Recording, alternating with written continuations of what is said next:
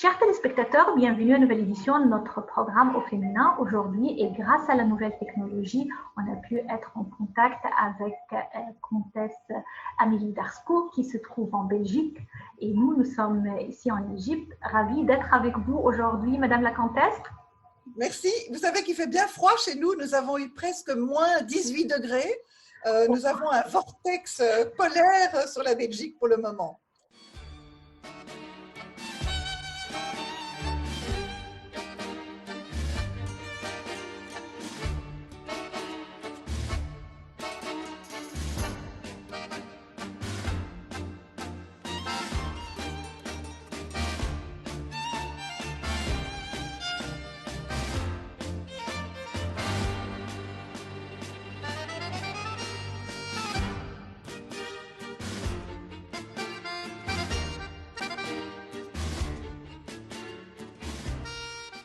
Ici au Caire, il y a le soleil qui brille, qui vraiment rend l'atmosphère très chaleureuse et on espère vous revoir très prochainement en Égypte pour profiter de ce temps magnifique. On est vraiment ravis et honorés d'être avec vous aujourd'hui, vous qui êtes passionné de l'Égypte, plus précisément du quartier d'Héliopolis. Avec ce quartier, vous avez des liens, vous avez une histoire familiale, vous avez également des recherches et des publications, des livres en ce qui concerne ce quartier. On va parler de tous ces points très intéressants au cours de notre conversation avec vous. Et merci, Madame la Comtesse Amélie Darsko, de pouvoir partager avec vous ce parcours et ces facettes de votre vie. C'est moi qui vous remercie. Je suis très honorée d'être l'invitée de Au Féminin de Nil Télévision et très émue parce que j'ai l'impression que mon cœur, grâce à vous, peut voyager jusque chez vous. On commence toujours notre interview avec les souvenirs de l'enfance. C'est une période de la vie de l'être humain qui marque cette vie pour toujours. Je voudrais savoir qu'est-ce que vous retenez de cette partie ou de cette période de votre vie. Alors moi, je viens d'un milieu, comme vous l'avez dit, aristocratique, belge. J'ai la chance d'avoir des parents extrêmement cultivés. Donc, je suis née dans un bain de culture. Nous avions interdiction, quand on était petit, de trop regarder la télévision parce que nous devions nous plonger dans des livres. Il était essentiel pour nous d'avoir à chaque repas un débat, si vous voulez, historique, littéraire, sur les lectures que nous avions eues au cours de la journée. Donc, je me sens extrêmement privilégiée de ce cadeau légué par mes parents qui m'ont donné l'amour, justement, de l'histoire et des recherches historiques. Parfait. Alors, dans une atmosphère pareille, je peux deviner que c'est la culture, c'est l'éducation, c'est également la passion pour l'art et l'appréciation de l'histoire de la famille. Absolument. Et en fait, rapidement, je me suis intéressée aux origines de la famille. Donc, j'avais mon arrière-grand-mère, qui est donc Eva, comtesse d'Arskot, mais qui était née Nubar. Elle était la fille de Bogos Nubar Pacha. Et donc, quand j'allais chez elle, j'étais en Égypte. Elle évoquait sans arrêt cette vie qu'elle avait en Égypte, le palais d'Héliopolis, la qualité de vie, la chaleur des Égyptiens. Donc, pour moi, j'avais pas besoin de lire des contes de fées. Je pouvais écouter les histoires familiales qui me faisaient tout à fait rêver. Parfait. Et en grandissant, comment une atmosphère pareille a pu influencer, par exemple, votre choix pour les études supérieures? Alors, en fait, mon choix a été guidé justement d'aller vers l'histoire et l'archéologie, où je dois vous avouer, parce que dans la vie, il faut toujours être honnête, que je n'ai pas terminé mes études d'histoire de l'art et d'archéologie, parce que je me suis mariée. J'ai voulu les reprendre et puis en ayant eu mes 3 filles, j'ai un peu faute de temps. Et donc, je me suis considérée comme totalement autodidacte. Je suis historienne dans le sens que je consacre plusieurs heures par jour de ma vie à l'étude de l'histoire, à la recherche du passé, à la consultation de documents et à l'écriture. Donc, c'est quelque chose qui m'anime depuis toujours. Et le métier que je fais, qui est d'être guide conférencier, par exemple, à la Villa en Pin, à Bruxelles a tout son sens pour moi parce que je suis dans un endroit mythique au point de vue archéologique et au point de vue, surtout, je dirais, au point de vue… pardon, je fais une erreur là, je suis en train de perdre mes mots.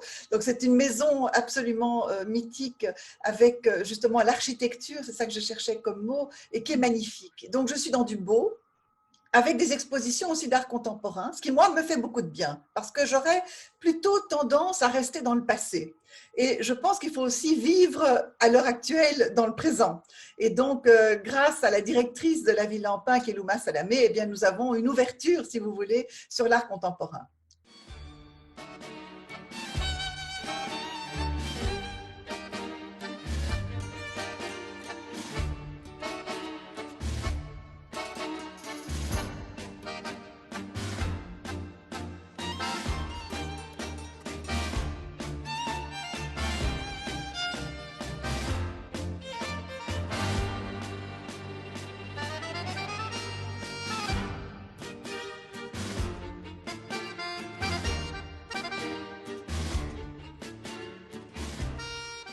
Parfait. Alors, moi, je m'arrête là pour parler de la richesse de connaissances dans votre vie.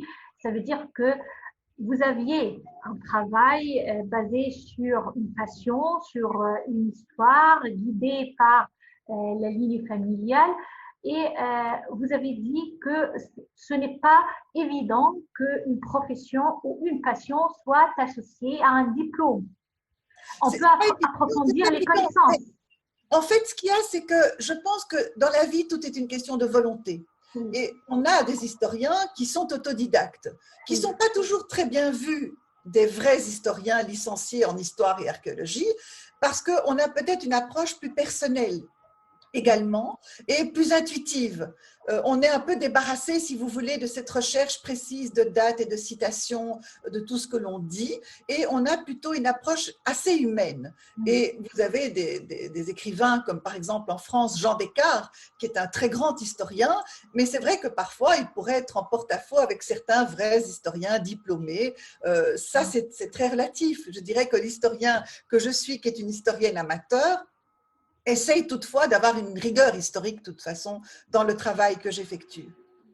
Avant de passer à l'histoire de l'architecture d'Héliopolis, votre dernier livre, également vos visites et vos conférences ici en Égypte, dont j'ai eu l'honneur d'assister à la dernière de ces conférences au Caire, je voudrais parler un peu d'un monde qui est fascinant à la fois et mystérieux pour nous, découvrir le monde de l'aristocratie.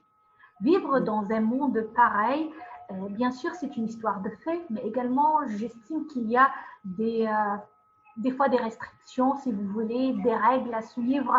Est-ce que c'est vrai, oui ou non? Est-ce que c'est une vie normale où il y a des exigences demandées pour appartenir à cette classe sociale? Qu'est-ce que vous pouvez nous dire à propos de ça? Alors, si vous voulez, il y a deux formes d'aristocratie. Vous avez l'aristocratie héréditaire, qui est mon cas, où je n'ai aucun mérite, parce que je suis née aristocrate, mais je n'ai aucun mérite, ça me vient de mes ancêtres. Et vous avez la nouvelle aristocratie, qui est sur base du mérite. Et donc, nous avons un mérite passé et nous avons des amis, j'ai beaucoup d'amis qui ont un titre aujourd'hui qui a été octroyé par Sa Majesté le Roi des Belges pour leur mérite. Je pense que les deux peuvent coexister. Moi, je vois plutôt ça comme une sorte de cadeau parce que c'est un privilège du passé, si vous voulez. Ce n'est pas toujours un avantage aujourd'hui dans une vie professionnelle d'avoir un titre. C'est quelque chose qui fait un petit peu partie du passé. Moi, je me sens plutôt dans une thématique du devoir. Je pense qu'on est sur Terre, on se dit voilà, on a reçu ce titre, pourquoi? Parce qu'on a dans la famille quelqu'un qui a fait des actes de bravoure, des actes altruistes, caritatifs, donc on se sent héritier, si vous voulez, de ce passé et on essaye d'avoir une sorte d'exemple dans notre façon de nous comporter par rapport aux autres. Donc, je crois que mon aristocratie à moi, c'est d'être très respectueuse des autres, des gens, quels qu'ils soient. Moi, je suis à l'aise dans tous les milieux. J'ai aucun a priori social, mais absolument aucun. Mais est-ce qu'il existe des devoirs demandés à une personne qui porte un titre, que ce soit un titre hérité dans la famille ou gagné par soi-même? Mais je dirais que les devoirs, ce sont des devoirs humains. Ce sont des devoirs humains de mener son existence avec dignité.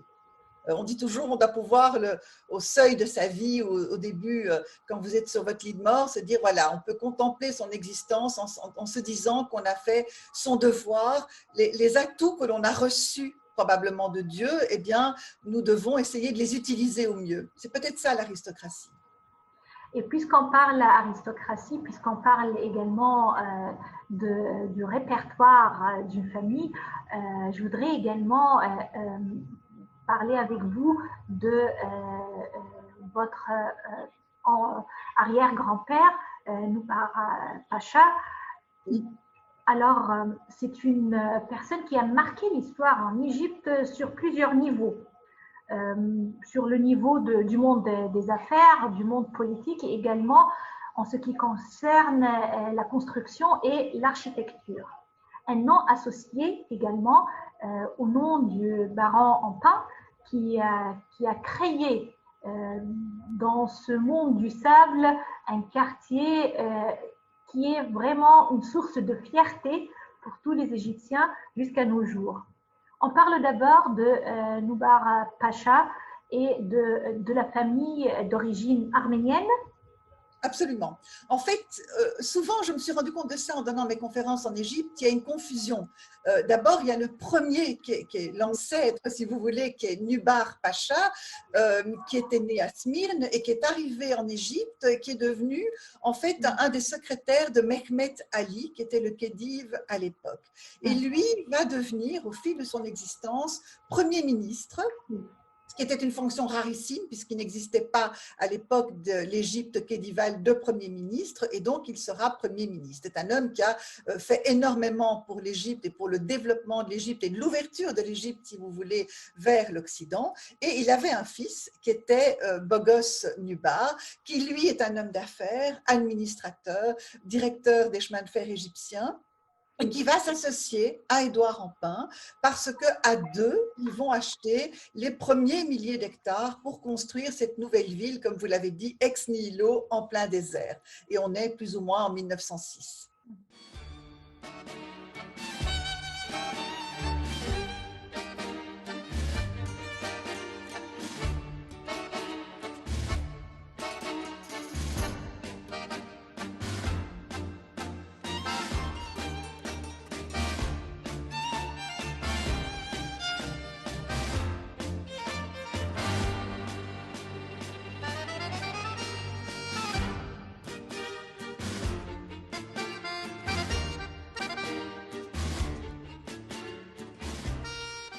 En 1906, il y avait ce plan ambitieux de créer cette utopie, si vous voulez, chaque rue pour les services, pour les transports, et que ce soit non seulement une nouvelle ville pour les plus aisés, mais également il y avait une place pour tout le monde et des services pour tout le monde. Parlez-moi un peu de cette idée d'associer et de faire l'amalgame entre différentes tranches de la population au sein d'Héliopolis. Je dois vous avouer qu'au départ, les deux associés qui étaient Édouard Empin et Bogos Nubar Pacha, ils ont voulu faire une ville, un petit peu de villégiature pour la population aisée du Caire, avec un lunapark, avec un golf, avec un hippodrome. Il y aura plus tard le premier aérodrome d'Afrique qui sera construit. Mais très rapidement, au début de la construction, en 1907, il y a une crise économique internationale qui va les amener à se repositionner et à se dire qu'ils doivent aussi ouvrir Héliopolis, non seulement aux classes aisées de la population, mais à toutes les tranches sociales de la population. Et donc, on aura des quartiers pour les fonctionnaires égyptiens, des quartiers pour les ouvriers, parce que tous ceux, évidemment, qui construisent Héliopolis doivent pouvoir loger sur place. Et donc, vous avez une ville qui est un reflet de la population.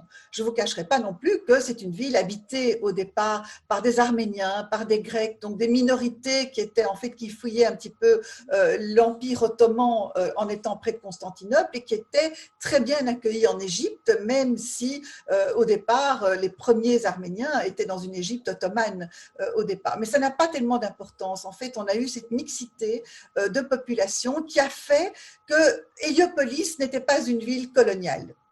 C'est très important parce que si elle avait été coloniale, je pense que Nasser l'aurait détruite. Et donc, on a une ville égyptienne qui aujourd'hui est habitée par des Égyptiens. C'est vraiment un des quartiers. Habitée par des Égyptiens et appréciée par les Égyptiens, puisque vous avez mentionné par exemple le nom du président Gamal Abdel Nasser. Lui, il vivait dans le quartier d'Héliopolis. Absolument, absolument. Il aimait beaucoup le Héliopolis Palace Hotel, qui était considéré à l'époque comme le plus bel hôtel du monde, oui. Est devenu d'ailleurs un palais présidentiel. La spécificité d'Héliopolis, c'est évidemment l'espacement du bâti, donc aussi la verdure, c'est une ville verte. En plein désert, vous pouvez imaginer la complication de réaliser cela. Et en plus, ce style que je trouve unique et inimitable, qu'on appelle le style héliopolitain. C'est-à-dire que c'est un style qui a été réalisé par des Européens, puisque Héliopolis est construit avec des capitaux belges en grande partie, des architectes belges et français, mais qui ont voulu réaliser un Orient rêvé. Donc, c'est-à-dire qu'un Orient qui va conjuguer avec cela le confort à l'européenne. Et en même temps, vous avez toute cette architecture tout à fait typique orientale avec tous les éléments que vous avez en Égypte et inspiré aussi du Caire fatimide. Certainement, on a cette influence quand vous êtes dans le vieux Caire islamique, vous allez avoir des éléments d'architecture que l'on va retrouver dans la construction d'Héliopolis. Justement, Madame la Comtesse, je voudrais parler un peu de ce principe de créer de belles villes, nouvelles villes créées dans le désert. C'est un principe appliqué par l'Égypte actuellement, bien sûr inspiré de cette réussite, puisqu'on trouve de nouvelles agglomérations, de nouvelles villes, que ce soit la nouvelle capitale égyptienne, le nouveau Alamine et d'autres villes également qui émergent de ces bons hectares de sable pour créer une nouvelle agglomération tout à fait moderne. C'était la même idée également adaptée et adoptée par Bougos Noubar et Édouard Antin. Absolument, tout à fait. Alors aujourd'hui, c'est vrai que c'est très égyptien parce que vous avez de la chance dans votre pays, vous avez beaucoup d'espace, ce que nous n'avons plus du tout d'ailleurs en Europe.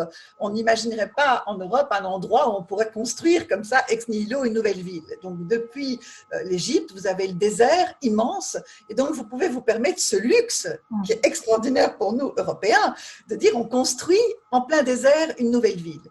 Et donc ce que fait votre président Al-Sisi est tout à fait dans la tradition égyptienne, dans la culture égyptienne, de construire une nouvelle ville pour proposer aux Égyptiens justement une ville de qualité, avec qualité de vie plus moderne, plus propre, je dirais vraiment plus agréable à vivre. C'est certainement ce souci.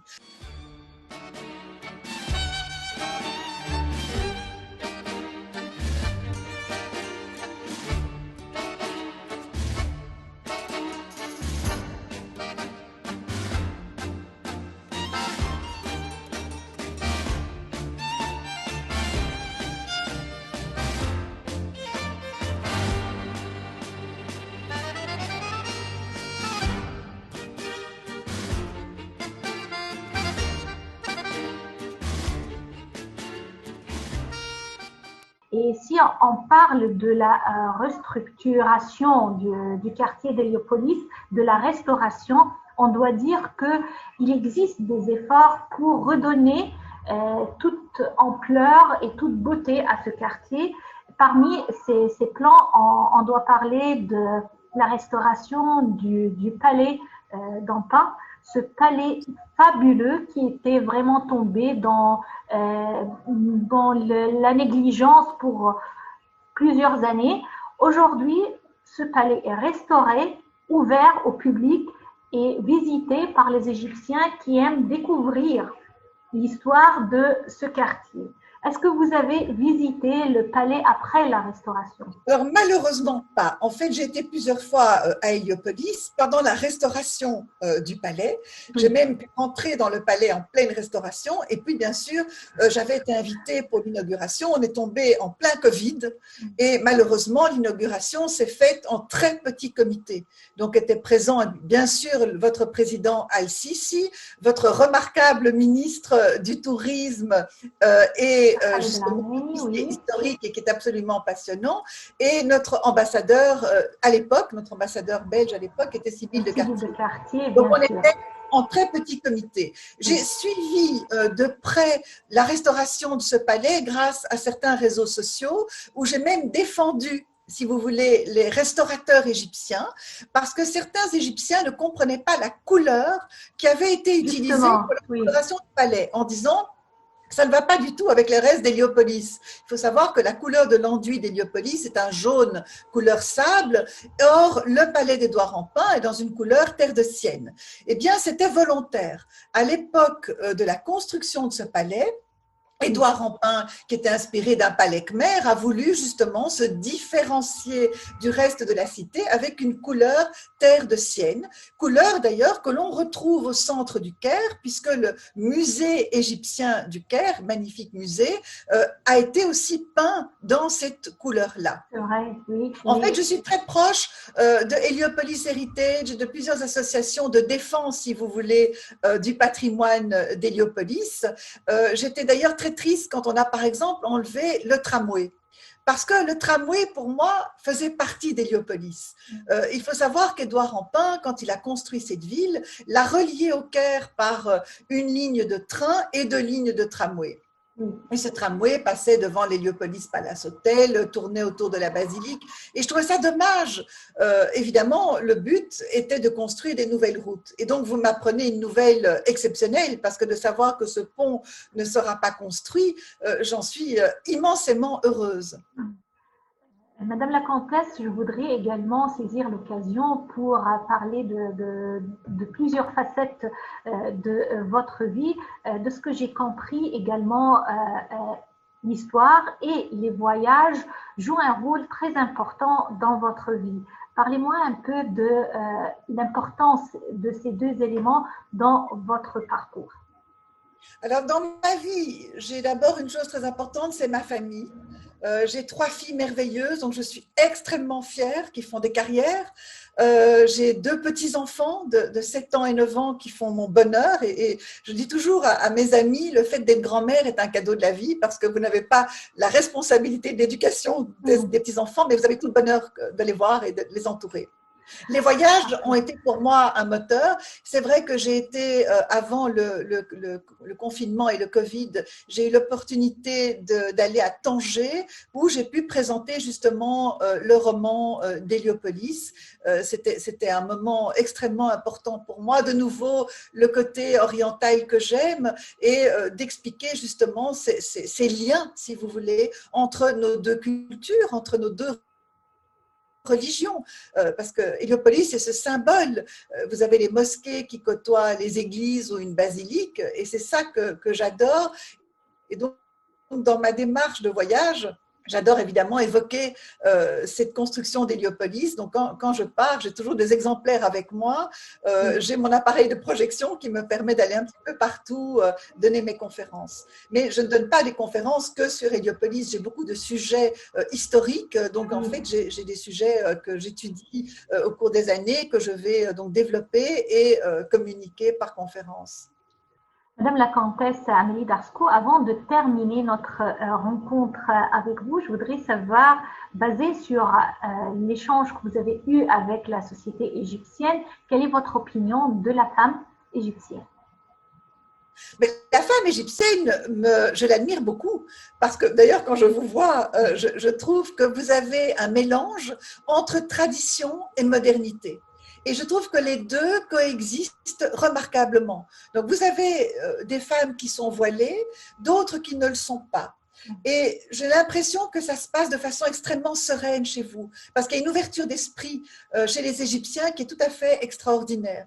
Donc la femme égyptienne, oui, entre modernité et passé, et je dis, j'ai une amie, une dame qui m'avait traduit, qui était mon interprète, qui était voilée, et je la trouvais tout à fait dans sa tradition, ce que je respecte totalement, et en même temps, on ne peut ne pas l'être.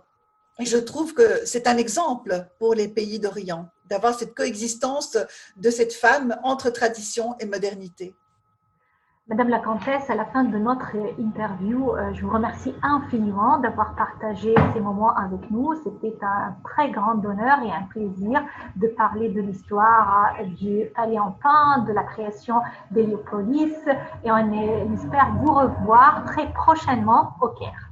Ah, mais ça, j'en rêve, parce que mon cœur est en Égypte. Donc, vraiment, On vous il n'y a attend. pas un jour où je n'ai pas de contact, justement, avec des personnes qui habitent en Égypte. Absolument. Merci infiniment de votre invitation.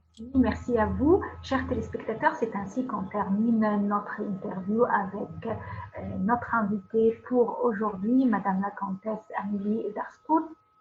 Et à travers la nouvelle technologie, on a pu être en contact avec elle depuis la Belgique. Merci et à la prochaine édition au féminin.